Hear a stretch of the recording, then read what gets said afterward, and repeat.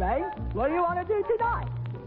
Same thing we do every night, Pinky. Try to take over the world. Architect and official of Unity School of Christianity proved that this can be done.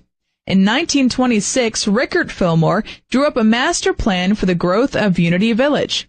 In this master plan, he drew all of the buildings, walkways, fountains, and even the shrubs that were to beautify Unity School. Finally, in 1929, 2 of the buildings, the Unity Tower and the Silent Unity Building, were completed. Because of economic conditions during the Depression era that followed, no more building was undertaken for 11 years. But Rickert Fillmore persisted in his vision by going right ahead and landscaping the grounds, even filling in shrubs around the future buildings.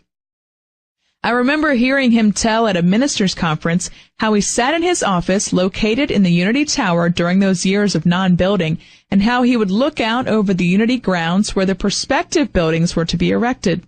He would image them as already there, picturing how they would look in every detail.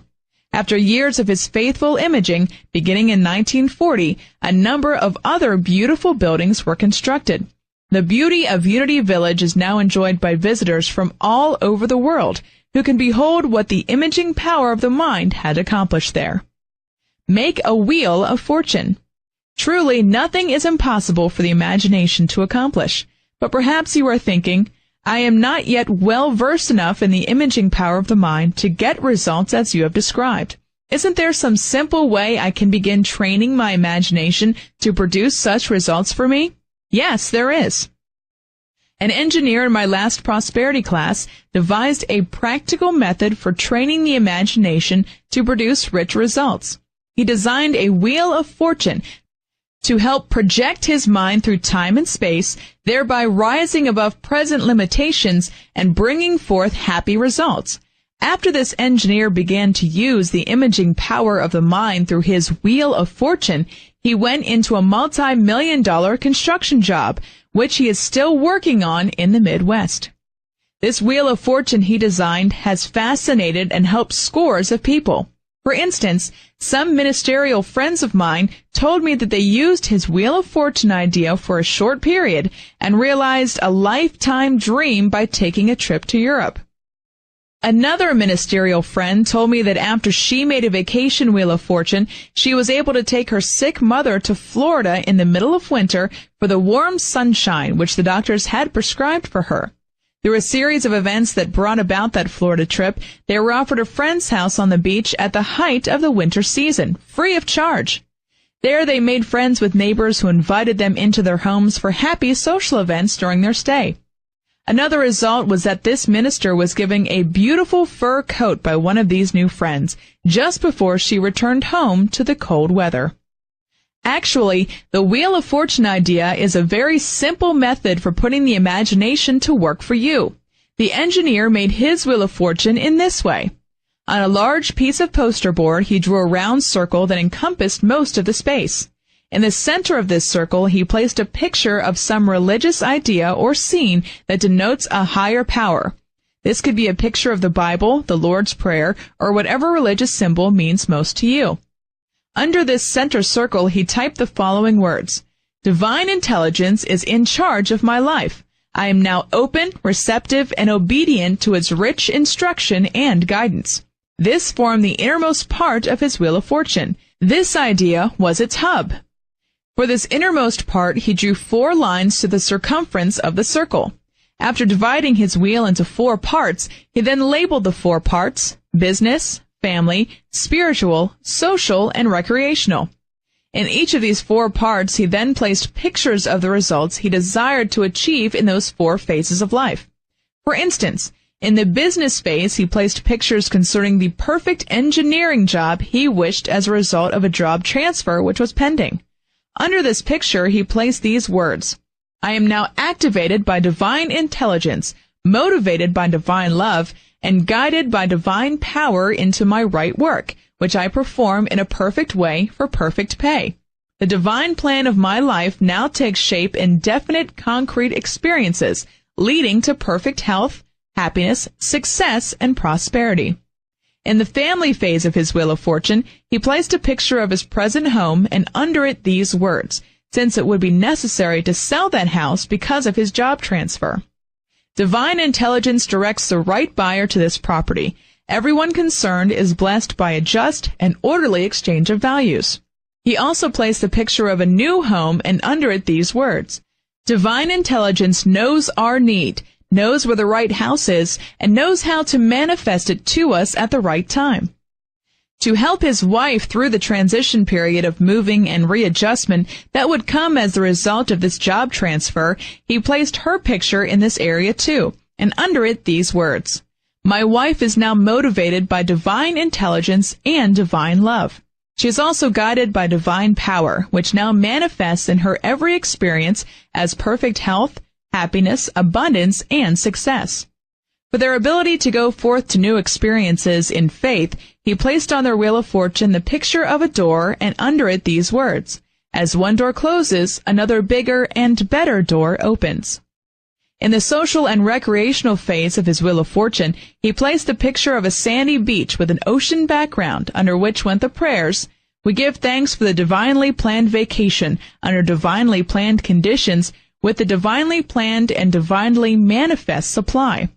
For his general prosperity, he added these words: I am now guided by divine intelligence, so that divine order is established and maintained in all my financial affairs. In the last part of his wheel of fortune, the spiritual phase, he placed the picture of a church under which he wrote: I am grateful that faith abides in my heart, and I am divinely guided to the right church in my new surroundings. Near these words, he also placed a picture of a Bible. He then placed this wheel of fortune with its pictures and words in a spot where he could privately view it and go over it every day. These simple words and pictures helped his imaging power of the mind to go to work for him. In a few weeks, he was informed that his job transfer would be the biggest promotion he had ever received. For the first time in his engineering career, he would enjoy complete freedom of action, with responsibility only to the vice president of the company. As he continued to view his wheel of fortune, he became so confident that their present home would be sold on time that he and his wife went to the new job assignment in a distant state and immediately found the perfect place to live. They then proceeded to set a date to come back and arrange to move their furniture, a date by which they confidently expected their house to be sold. They went so far in faith as to make their plane reservations on that date to fly back so as to be present for the sale of their house. After they confidently set the dates and made their plans, everything they had expected began working out on time. Their house was sold on time, and their furniture was moved to their new home on the dates they had planned. After getting settled in their new location, they took a vacation in a lovely tropical area where there were sandy beaches along the ocean, as their wheel of fortune had indicated. Later, they were guided to the perfect church for them in their new location, as pictured on their wheel of fortune. Thus did this engineer prove, in working with the imaging power of the mind, what he already knew to be true in his engineering profession from working with blueprints. Results have to be planned and then visualized before they can become a living reality. Napoleon used the imaging law. Before you can discount this as just one man's way of making his imagination work for him, let me assure you that one of the most powerful figures in history used the Wheel of Fortune idea to win many a battle and to achieve world fame. Napoleon kept a huge map before him with colored flags indicating the various moves he planned for his armies to take months in advance. He even used the prosperity technique of writing down his desires and plans so as to clarify them and start them into action from the invisible realm. In one instance, historians say that he dictated in detail the order and length of the marches, the meeting places of the two armies, the attack, the movements of the enemy, and even the blunders he expected the enemy to make, all 2 months before it happened and at a distance of 600 or 700 miles away from the scene. But Napoleon met his Waterloo, because he, in a great measure, used destructively the very techniques that are so powerful for good when used in a positive, constructive manner. This turns the tide of your thinking. Thus, if you want something very much that seems completely out of reach, make a Wheel of Fortune. They are powerful because they turn the current of your thought and expectation from I can't have to I can have, from despair to hope, from discouragement to encouragement, from failure to success. If you do not wish to make a wheel of fortune for all the departments of your life, make it for your main desire, perhaps for the one big thing you would like to experience in life, which so far has evaded you. A friend of mine makes what she calls quickie wheels of fortune for a period of 1 month, on which she places pictures and phrases concerning the things needed for that short period of time. She says that by expecting immediate results, her mind seems to go to work for her much faster to produce an immediate result. Whereas if she makes wheels of fortune for longer periods, somehow her imagination isn't sufficiently stimulated to do much about it. Make a notebook of your desires. If you are not free to make a large wheel of fortune to help you change your mental images, perhaps you would like to do as did a school teacher I know, who made a notebook similar to the kind she constantly carries around in her work. Only this notebook contained pictures she had cut from magazines of the good she desired, along with catchy phrases she had clipped and pasted about them. When she had a lull in her day, she would browse through her notebook of desires, which kept her imaging power uplifted, expectant, and at work for her highest good. No one around her was aware of what she was doing, and in this simple way she was able to avoid becoming depressed, discouraged, or doubtful. Image in detail. A housewife who has used the imaging power of the mind with amazing results has often told me that she has to work for a long time to get her mind to image in detail a desired result. But she declares that once she can picture the complete detailed result, she can then dismiss the matter from her mind completely, knowing it will soon manifest itself. She states that she has found it worth the time and effort to daily picture as much of her desires as possible. Gradually, her imagination is able to image the whole picture in detail. As it does, so she states that often she personally needs to take little or no physical action to produce that result. More often, it is accomplished for her, since her greatest work in the matter had already been done. I am discovering that the imaging law of prosperity is one of the most fascinating. The more you develop it, the more it seems that the whole world rushes toward you in a friendly fashion, only too happy to grant your desires. You constantly image. A very self-righteous type of woman who once indignantly said to me after a lecture I had given on the imagination, "I don't believe in making mental images. That's nothing but mental force." I tried to explain that she was constantly making mental images whether she wanted to or not, because the mind thinks through mental pictures. It is the natural action of the mind. But this indignant woman rushed out. Later, I began to receive reports of what a hard time she was having financially. Finally, she spoke to a church counselor about her financial difficulties, and the counselor said, "You will continue to have financial problems until you change your mental images. You are thinking about, talking about, and picturing financial lack. And your mind is producing what you are imaging. Change your images and think, talk, and picture plenty, and you shall have it." This time the woman was desperate, and so she began to image prosperous results. Soon she began to experience them. In due time her attitude had changed completely, and she became a beautiful, harmonious, prosperous individual whom everyone loved, whereas she previously had been avoided on every hand because of her constant recitation of financial woe. I agree with that lady that we can use the imaging law of prosperity as mental force. If we try to force good to us that belongs to someone else, if we mentally image what belongs to someone else as ours, we are asking for trouble. We never need to image someone else's good as being taken from them and coming to us. What belongs to another is not ours by divine right. If it was, it would have been given us in the first place. And since it is not ours by divine right, it would do us no good if we got it. How to image unselfishly. You need not covet another person's blessings because his blessings would not satisfy you even if you had them. What belongs to another never quite fits your needs. Instead, when you see something another has that you would like to have, do not covert it or mentally try to image and force it to you. You should realize that his good that appeals to you is simply an indication that similar good is on the way to you and that you can have it.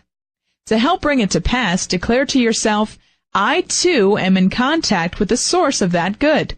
The divine equivalent of that good is now on its way to me, and I gratefully accept it. My own similar God-appointed blessings now appear. They are satisfying and appropriate, and for this I give thanks. Truly, there is no danger in using the imaging power of the mind unselfishly. It is only when you use it selfishly to try to force from another that which you desire that you run into difficulties. In like manner, you should never mentally image for another that which you would not want to experience yourself, since the mental image you send out inevitably comes back to you. Instead, you should image health, wealth, and happiness for others, as well as for yourself. Image success in family problems. A distraught mother whose son's behavior had been especially disturbing began sitting quietly every day and mentally imaging him as she wished him to be. She thought of him as standing in a pool of light and love, as being calm, peaceful, confident, harmonious, and happy. She stopped trying to make him that way in any of her outer actions or words. Gradually, he began to express those qualities and became calm, peaceful, confident, and harmonious, so that in a few months he hardly seemed the same child. I have noted in talking with a number of women whose husbands would go astray and get interested in other women that almost inevitably it happened after the wife began to image her husband as interested in another woman. One wife whose husband had strayed early in their marriage came to me feeling very sorry for herself because she was going through the third other woman experience. As I closely questioned her, I realized that she had begun to wonder what she would do if such a thing happened early in their marriage, and soon it did happen. It happened 3 times before she realized that she had imaged each experience for her husband, and thus she had helped bring it forth. Be careful what you image for yourself or those who are receptive to your mental images, because it will surely happen. You should always give others the benefit of only good mental images. Often life's results are the difference between constructive and destructive mental images that you entertain for yourself and others. The writer might have been describing the power of mental images when he wrote, 2 men looked down from prison bars. One saw the mud, the other saw the stars. What we see depends mainly on what we look for. Image success in financial affairs.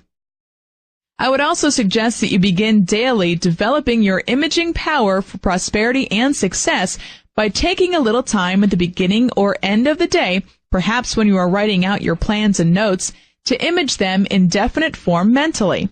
In other words, if there are bills that you are listing to be paid after making your notes, sit quietly and image the checks already written to those owed in the specific amount. Mentally image yourself putting those checks in envelopes and dropping them in the mailbox.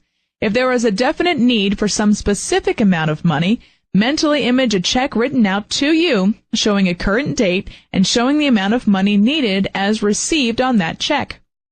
Your imagination loves to be given definite pictures to build and form, which the subconscious mind then greatly accepts and gets busy producing as definite results for you. Actually, you have been using your imaging power all the time, and perhaps you used it to image lack of money, lack of success, and all the things you don't really want in life. Take your wallet and checkbook in your hands during your quiet time. Closing your eyes, mentally image bills of large denomination bulging from the wallet. Mentally image your deposit slips showing large sums of money being deposited into your bank account. Image, image, image all the good that you wish to experience.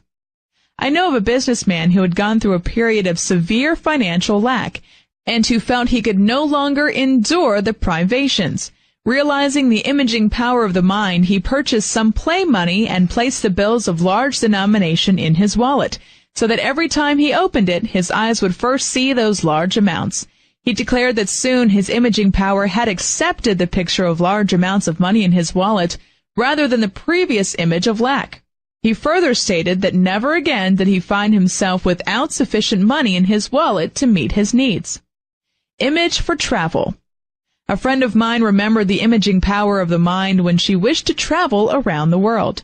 She purchased a dress, the pattern of which depicted a map of the world. She wore this dress often, thinking of the trips she would take. Very soon someone started a travel fund for her with a gift of money, As the fun gradually increased, she talked with the travel bureau and tentatively decided on a trip to Europe. Within 6 months from the time she began wearing her dress of the world, her trip to Europe came about. She is still wearing that dress, though, because now she is mentally imaging other trips to other parts of the world. Image beauty and well-being. Mentally image the way you personally wish to dress, look, act, react. Give other people a success and beauty treatment by picturing them as prosperous and successful. I often give people a private beauty treatment by mentally viewing them as wearing more beautiful clothes. It is amazing how often they appear soon in the very clothes I had pictured for them. This is a good way for a man to get his wife to wear better-looking hats. Instead of fussing about the one she currently wears, he should image her hats and appearance as he wishes them to be. It will surprise him how fast she will subconsciously respond. The more you use the imaging power of the mind, the more delightfully will it work for you. You are constantly imaging, whether you have been aware of it or not. So why not take conscious control of your imaging power and produce the health, wealth, and happiness that is yours by divine right? Image your true desires. Let me remind you of something mentioned in the last chapter. Don't compromise in your mental images. Image what you really want, not just what you think you can probably have. Pay no attention to your will and reason, which will try to talk you out of your mental images.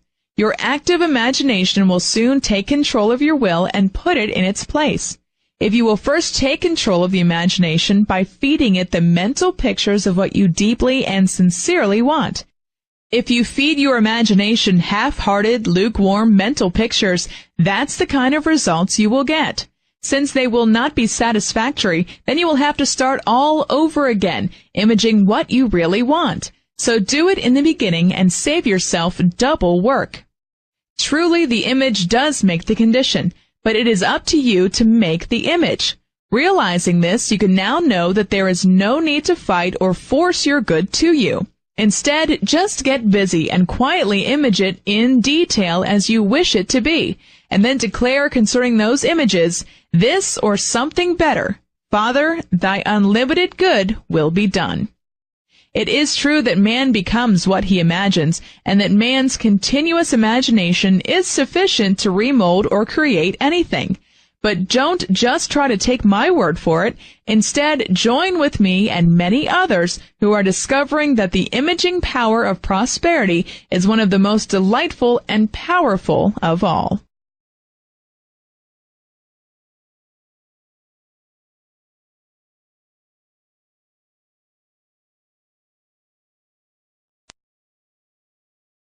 The Prosperity Law or Command, Chapter 6. Shakespeare wrote, "There is a tide in the affairs of men which, taken at the flood, leads on to fortune. It is through the law of command that you release this flood tide of good which has been built up through your list-making and mental images. The prosperity law of command is your key to dominion. The word command means to have authority or control. Through an attitude of authority, you can take control of the good which you wish to experience in life. Many people look up at life as though it is a mountain towering over their insignificance. The law of command helps you to move up to the summit and look out over your world with a feeling of authority and control, which then produces like results. The secret of the law of command is this. A positive assertion of the good you wish to experience is often all that is needed to turn the tide of events to produce good for you swiftly and easily. It's amazing how fast doors open to us when we dare to take control of a situation and command our high expectations to manifest themselves. But there's nothing new about the law of command. In Genesis, we are told that the Lord created the earth by commanding, "Let there be," and there was. Actually, the law of command is one of the easiest to use. After having made lists of your desires and after having mentally imaged them as fulfilled, it is then time to release the substance of them into words of decree and command which can move the ethers into action. What you decree, you get, as the Bible promises. For thou shalt decree a thing, and it shall be established unto thee, and light shall shine upon thy ways. You command through words. You are now using the law of command because you are constantly making decrees. though often they are the wrong kind of decrees producing what you do not desire. A businessman recently told me of an acquaintance who had been having trouble with his right arm. Doctors examined it and said there was nothing organically wrong with it. Finally, this man who knew the power of words realized that he had been exclaiming, "I'd give my right arm if I could blank." He stopped using this expression and his arm got well. It was Isaiah who warned us, "Woe unto them that decree unrighteous decrees." Our woes can often be traced to our thoughtless remarks.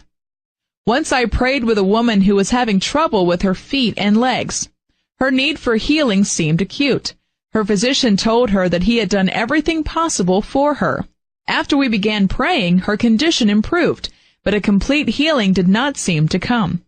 One day in our prayer time, I asked her, "Now just ask, Father, what is the truth about this situation? What do I need to do to be healed completely?" And she did. And a little while later, she quietly said, "I have the answer. I recently went into a new business venture and I have not yet made a success of it. I have been foolishly saying, if I could only get on my feet financially. I was on my feet physically when I began making that statement, but soon my feet began giving me trouble. My subconscious mind must have taken my words seriously and got me off my feet, which is what I was decreeing through my idle words."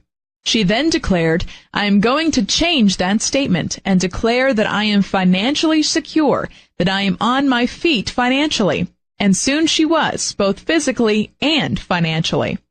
I know of a woman who is quite deaf in one ear. She constantly declares concerning anything she does not wish to hear about, "I'm going to turn a deaf ear to that." Students of the mind have always been taught the power of words. The spiritual leaders of Egypt, India, Persia, China, and Tibet all taught their students to speak only when they had something constructive to say. Knowing the danger of idle talk, they set up a standard to determine whether it was wise to say a thing. Is it true? Is it kind? Is it needful? Even if it is true, if it is not kind, then surely it is not needful. From counseling hundreds of people with financial problems, I have found that 99 times out of 100, they do not solve their problems until they not only know but fully use the law of command. When they begin daily, consciously, and deliberately to assert the good they want, their commands seem to call it forth. Affirmations are a form of command. In modern times, we are hearing about affirmations, which are a form of command. Many are proving that the daily practice of verbal and silent affirmation is the simplest way of invoking the law of command to create good. In fact, the use of affirmations is such a simple way of bringing forth rich results that many people mistrust it, looking for a more complicated path to prosperity. The word affirm means to make firm. Through verbally affirming or declaring the good you want, rather than continuing to talk about what you don't want, you begin to make firm in the mind and in the invisible ethers the good you desire. As you continue to affirm the desired good, it rushes forth as a visible result. You make your world with words. Never underestimate the power of words. You make your world with your words, as did the Lord in the beginning. If you do not like the world you have previously made with words of discord, lack, limitation, and hard times, you can begin building a new world of limitless good and prosperity by changing your words of command and decree. The people in my prosperity classes found the law of command one of the easiest and fastest to produce rich results for them.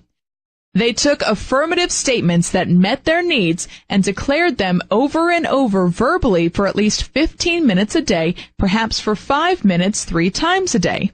If they were not in circumstances that gave them the privacy to speak aloud the statements, then they would write them out dozens of times.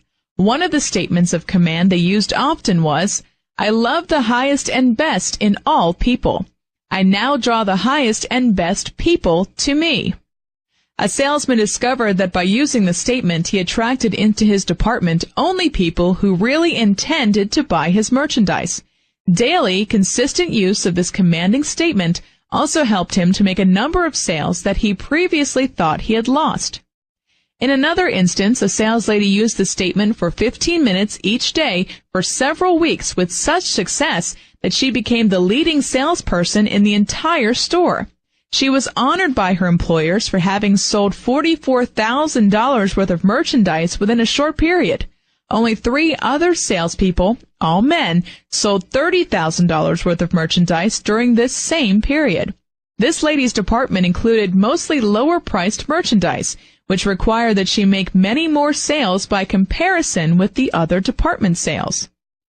Another statement of command that people in my prosperity classes found especially powerful was, "Everything and everybody prospers me now, and I prosper everything and everybody now." By the daily, consistent verbal use of this statement, a government employee soon was informed of an inheritance that had been available but unclaimed for several years. Another student who used this statement of command became one of 11 heirs to inherit a gravel pit. Because of the number of heirs, the amount to be realized from this inheritance was predicted to be quite small. But as this person continued to daily declare, "Everything and everybody prospers me now, and I prosper everything and everybody now," the income checks received from this gravel pit began arriving monthly in substantial amounts. During the winter months when the gravel business was supposed to slump, this student received the largest checks of all. Command your good to appear. There are hundreds of affirmative statements you can use that will command good to appear, but definite declarations of command should be used to meet definite needs. You should not hesitate to use them. For instance, if your money supply is low or if your purse seems empty, take it in your hands and declare aloud a number of times, in privacy of course, "I bless you and bless you for the riches of God that are now being demonstrated in and through you."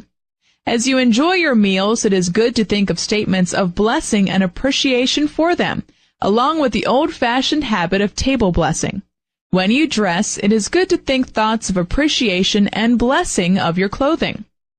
In a recent lecture, I gave the following statements for definite uses and was amazed at how many business people commented on them afterwards and asked for their exact wording. For the perfect clothes and wardrobe which every prosperous thinker should have, I give thanks that I am beautifully and appropriately clothed with the rich substance of God. For the perfect, beautiful, comfortable home, whether it be one room, an apartment, or a house, I give thanks that I am beautifully and appropriately housed with the rich substance of God. And for the perfect transportation which every prosperous thinker should have, I give thanks that I am beautifully and appropriately transported with the rich substance of God. The ladies especially like this statement of command. I give thanks for ever-increasing health, youth, and beauty. I suppose I might be considered an extremist on the subject of affirmative statements because I have them scotch-taped in various spots in my home. Some of the neighborhood children have been so fascinated with them that they drop by occasionally just to see if I have changed the statements and to ask for copies. The above statement about clothes is attached to my closet door. The one on health, youth, and beauty is taped to my mirror. The one I keep taped on the pantry door is, I rejoice in the bounty of God, constantly manifesting as overflowing supply here and now. To keep down unnecessary telephone calls, which can be such a waste of time, near my telephone is this declaration of command. Divine order is now established and maintained. Harmony reigns supreme. It is good to begin the day with affirmative statements which help you to gain control of your day. I suggest this one. With praise and thanksgiving, I set the riches of God before me this day to guide, govern, protect, and prosper me. All things needful are now provided. My rich good becomes visible this day. So that you will speak words of prosperity and success each day, which is a form of commanding it to come forth, I suggest this affirmation. My words are charged with prospering power. Other favorite statements of command in some of my prosperity classes have been, for increased income, I give thanks that my financial income now increases mightily through the direct action of God's rich good. For the payment of bills, indebtedness, and financial obligations, I give thanks for the immediate, complete payment of all financial obligations in God's own wonderful way. For increased success along all lines, I give thanks that in every day, in every way, I am growing richer and richer. A statement of command that the business people found helpful for harmony in their homes and businesses was this: "Let there be peace within my walls and prosperity within my palaces." Affirmations are helpful to your work. A railroad employee told me how he used statements of command to help in his work. He was asked to repair a train engine that no one else had been able to adjust. When he heard of various mechanics who had failed to repair this engine, he became apprehensive.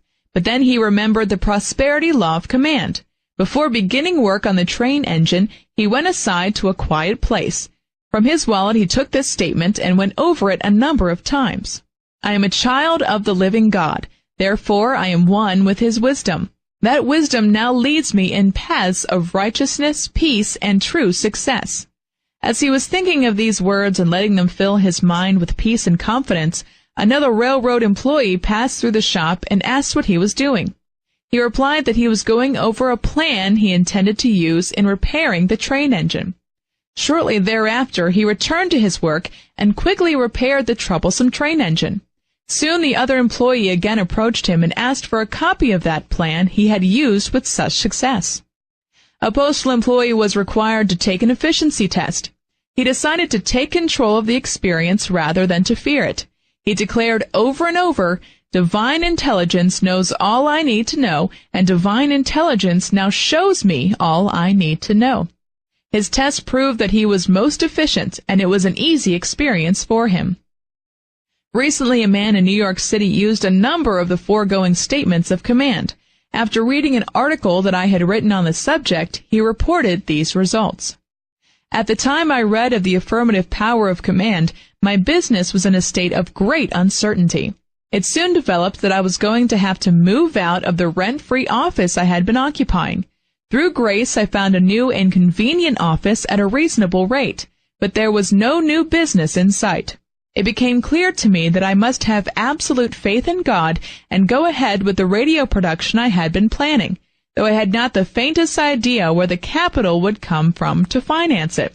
And there were personal and business debts to be paid as well. Then in the subway on the way to work, I read your article containing a number of definite affirmation statements on prosperity and success. I began using all the affirmations in the article, and when I got to the office, I copied them off and continued using them. The next day, I was led to call an acquaintance in the financial world who had suggested a year before, in what I had taken to be an offhand remark, that I come around and see him sometime. When I called him, he wanted to see me immediately. We had lunch, and I laid before him my plans and told him how much money I would need. He immediately agreed to all my proposals, except that he refused to take as large a share of the profits as I was ready to give him. And the loan I needed, he insisted, must be interest-free. Exactly a week later, our charter having been filed in Albany and a check received for initial working capital, I was signing stock certificates as president of my new company. Thus, one businessman's proof of the law of command. I have never known a person to conscientiously follow the method of daily affirmation and command for even a short time without producing satisfying results in his life. Nor have I ever known a student to really succeed if he omitted the daily use of verbal and silent declarations of command. Often I have met students who could tell me all about the theory of successful living, but they were demonstrating little of it. Upon questioning them, I invariably found that they did not use the law of command. Many of them thought it was beneath their dignity to say definite prosperous statements and definite words of success for 15 minutes each day, although they did not find it beneath their dignity to speak definite words of hard times, lack, and financial difficulty the rest of the day, nor did they find it beneath their dignity to live in indebtedness and financial embarrassment. You can take your choice and follow the high road or the low road of life. The law of prosperous command leads you to the high road, to the royal road of success. A mind that has been steeped in poverty and failure thinking for years needs daily help in rising into richer thoughts, attitudes, and expectations. Often it takes special methods to bring results in the face of extreme circumstances. If saying definite words of success and prosperity seems an unusual method, then so be it. But go ahead and try it if you wish to change the tide of your thinking from poverty and failure to prosperity and success. In the midst of extraordinary experiences, you will often find it necessary to exert a little added effort to produce satisfactory results. Jacob found it necessary to wrestle with the angel until the break of day, or until the breaking forth of good in the situation, in order to obtain his blessing. Sometimes you will find it necessary to do likewise. Affirmations can solve your problems. Dr. Emily Cady, formerly a physician in New York City, has written that when she faced extreme situations, she always struck out and used the boldest, most daring statements of command she could think of. Only after she took command did she find relief from her problems. In one instance, the statement of command which she used to be freed of the strong personality of another who had tormented her was, "There is no personality such as this in the universe. There is nothing but God." In another instance, she had a sprained ankle that was badly swollen and painful. Finally, she shut herself up in the privacy of her own room and affirmed over and over, "There is only God. All seeming else is a lie." Immediately the pain and swelling subsided, and her healing came quickly.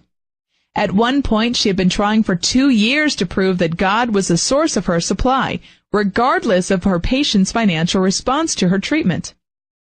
In prayer, it was finally revealed to her that she had not used the law of command. She had not made the positive assertion of prosperity. She then began affirming, "It is done. God is now manifested as my supply." She writes that this thought proved to be her deliverance from poverty, and that never again did she have a financial need that was not met. Dr. Cady records these experiences in her book, How I Used Truth, published by Unity School of Christianity. Mere knowing about the power of prosperous thinking isn't enough. You must put it into action. The daily verbal use of positive statements helps you do that. Affirmations can work wonders. Recently, a prospective mother asked for a positive statement of command to use when she went into the delivery room. Though she did not anticipate difficulties in giving birth to her child, it was possible, since she was 40 years old and had not had a baby in several years.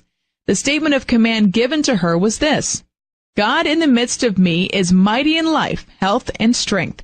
In joy and with ease I bring forth my perfect child." Over and over she declared these words when the activity of birth began.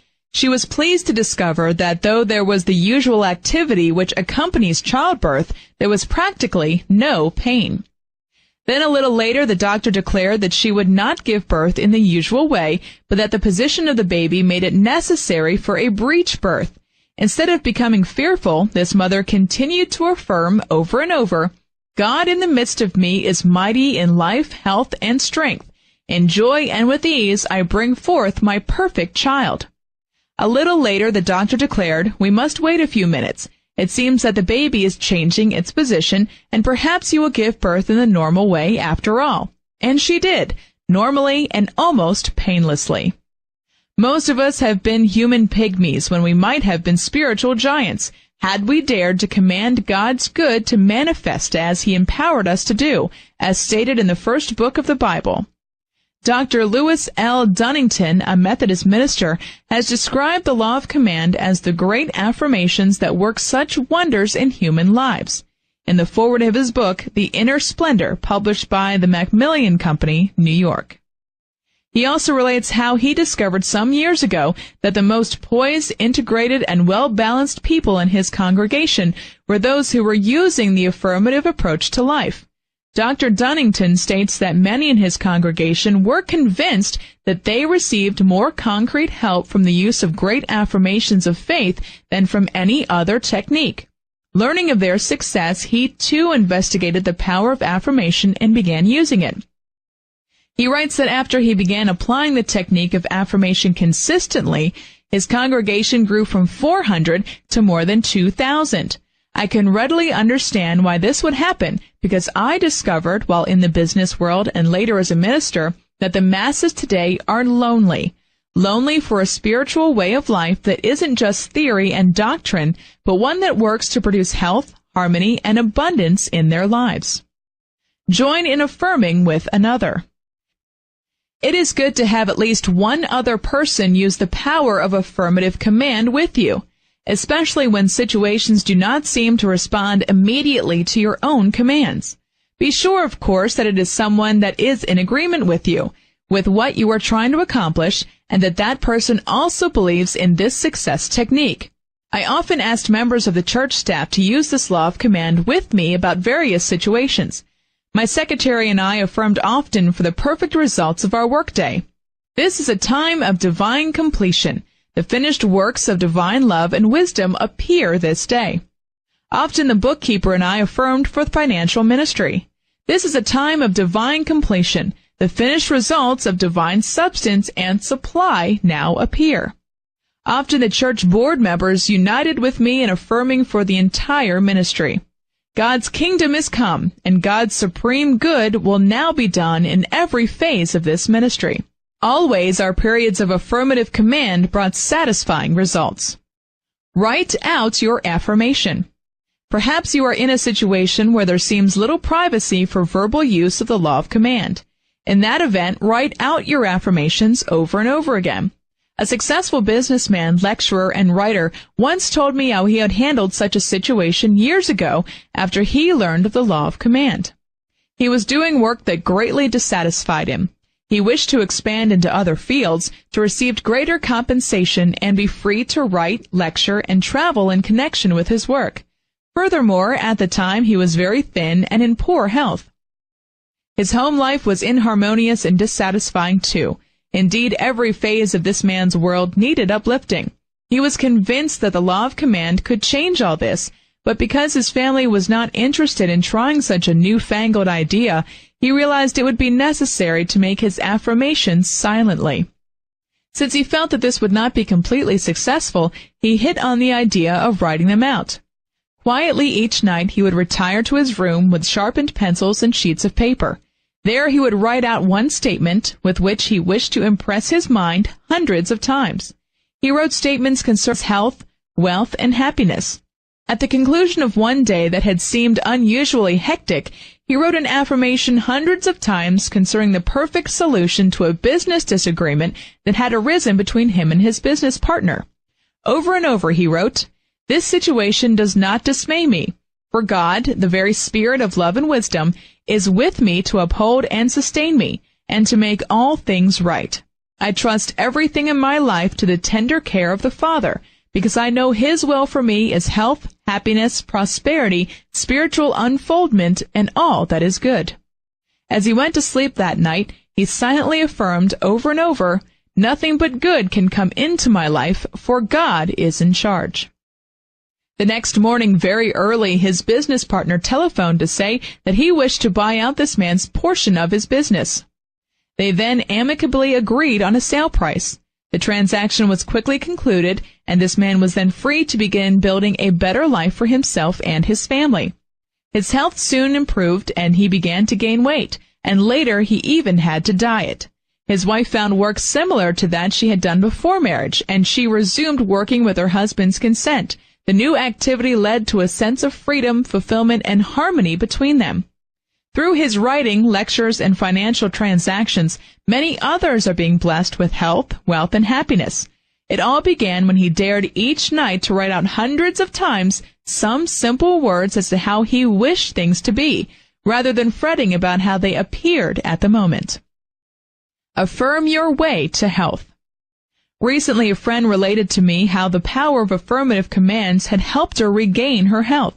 It seems that she had undergone a very serious operation, after which her doctor informed her and her husband that she would probably live only about 3 months. However, her husband knew how sensitive the body is to the power of thought and how it responds positively or negatively to one's attitudes about it. When she returned home, he said to her, "You heard the 3-month diagnosis. You can accept it and die, or you can reject it and live. But if you want to live, you must do 2 things. First, you must stop talking about your operation and hospital experience. It is over. Forget it. Second, you must think about me, affirm me, and expect to live." He then suggested that she affirm daily, "Let divine health manifest for me and in me now." She began using these simple words of command until it became a subconscious habit with her to think them many times a day. When friends or neighbors came to call, her husband always said, "We are not discussing her operation or hospital experience. That is over.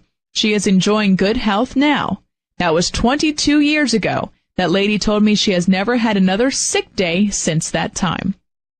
Perhaps you wonder why I write about healing in a book on prosperity. The word prosper means to thrive or succeed in any given goal or desired objective. When I write about prosperity, I write of the desires for wholeness and balance in one's life and affairs. Truly, me is worth little without health or the ability to produce it. Psychosomatic medicine, as well as psychology and psychiatry, all agree on the remarkable power which the mind has over the body for illness or for health. Affirmations fascinate and inspire. The whole world desires and is fascinated by the prosperity law of command. Recently, when I spoke to a group of college students, I showed them the various types of printed statements of command which spiritual counselors give to people who come for spiritual help in solving their problems.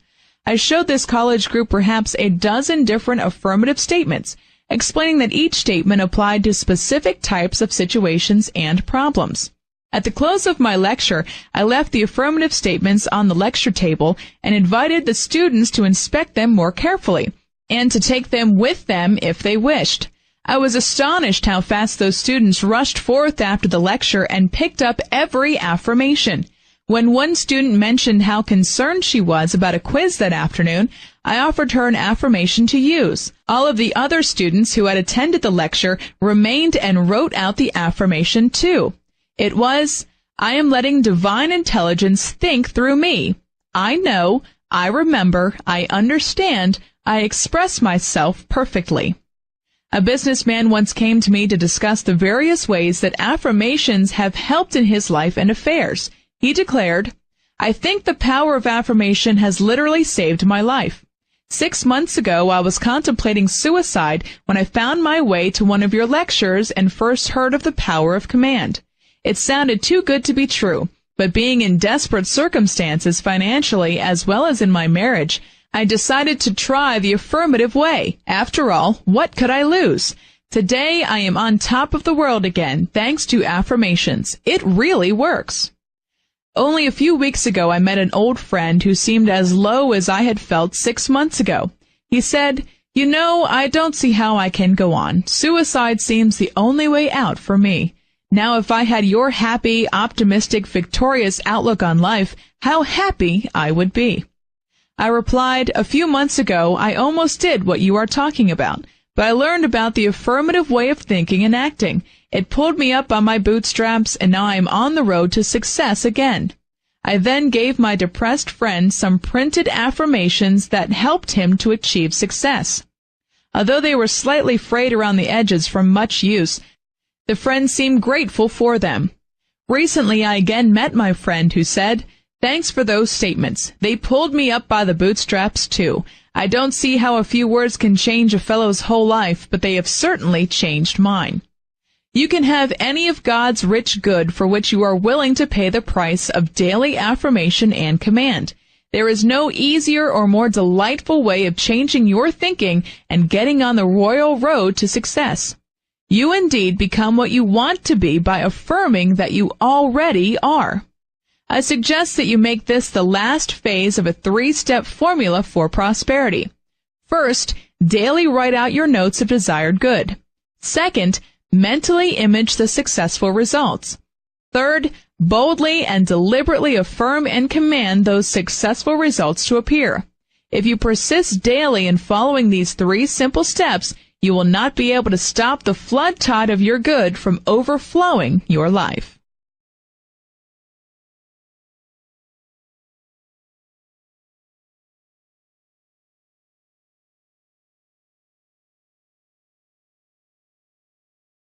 The Prosperity Law of Increase, Chapter 7. The time has now come to relax and enjoy what you have already learned in the previous chapters. Indeed, the time has come to act as though you are a full-fledged, prosperous thinker, because by the time you have gotten to this chapter, you are truly beginning to be. And you are now ready for the Prosperity Law of Increase. The use of the law of increase is easy and pleasant. It consists first in establishing and maintaining an attitude of rich increase towards everything and everybody. In other words, let your main thought when thinking of yourself and others be the thought of riches, prosperity, success, and victorious good. Just by thinking of yourself and others as rich, successful, prosperous, and victorious, you help make it so. As you contact others by mail, telephone, and in person, let your thought about them be one of increased good. Just by giving them the benefit of your rich thoughts is a giant step in helping them to become that way. They may not be consciously aware of your prosperous thinking about them, but they will subconsciously receive and be richly blessed. Often they will respond to you in some rich and happy way. Thought of increase turns the tide. I do not believe that jail is quite the proper place for a prosperous thinker, but nevertheless, a man who once found himself imprisoned decided to make the best of the situation. After he was made a trustee in the jail, he was allowed to make occasional telephone calls, and sometimes he would telephone me, reporting his progress. Once he called very excitedly, declaring that for some time the main office of the jail had needed to be air-conditioned. He had visualized, affirmed, and given thanks that it would be, since the people working there had been kind to him, and he wished to see them comfortable and happy. He said that at last the office had received air conditioning, and that if no other good came out of his jail experience, at least he felt that this increased good for the office force was an indication of how prosperous thinking could bring happy results.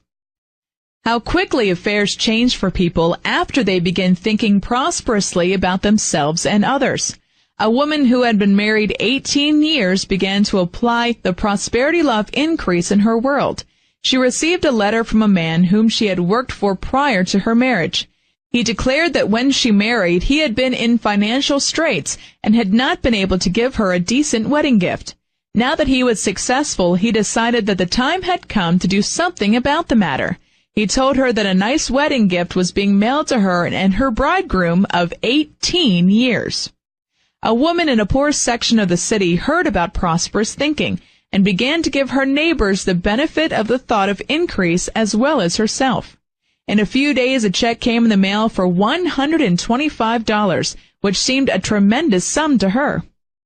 It was from an insurance company, which explained that it was a balance due her from the estate of her sister, who had died 8 years previously.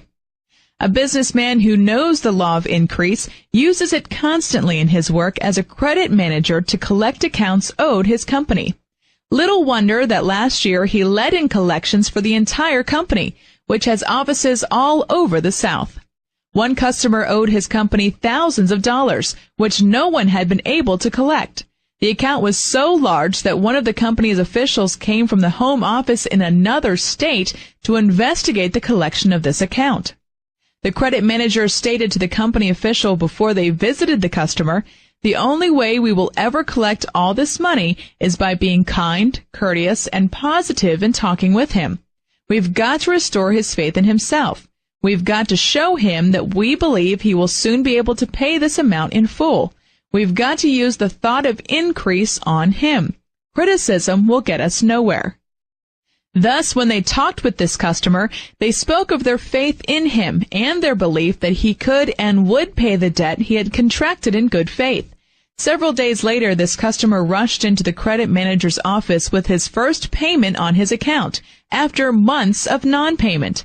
He declared, "The other morning when you walked into my office, I was feeling so low and such a failure in my business affairs that if you had criticized me, I would have immediately given up and gone to my lawyer's office and declared bankruptcy. But you were so kind to me and so positive in your faith that my business could be saved, it gave me the courage to believe it too. And already the turning point has come." You always use the law of increase or decrease. All people are seeking an increase in food, clothes, better homes, more beauty, knowledge, leisure, pleasure, luxury, more satisfaction in their work, more increase of good in everything. And rightly so, for it is a divine desire. Thus, the normal desire for increased good should not be condemned or suppressed. It is divine and can be lifted to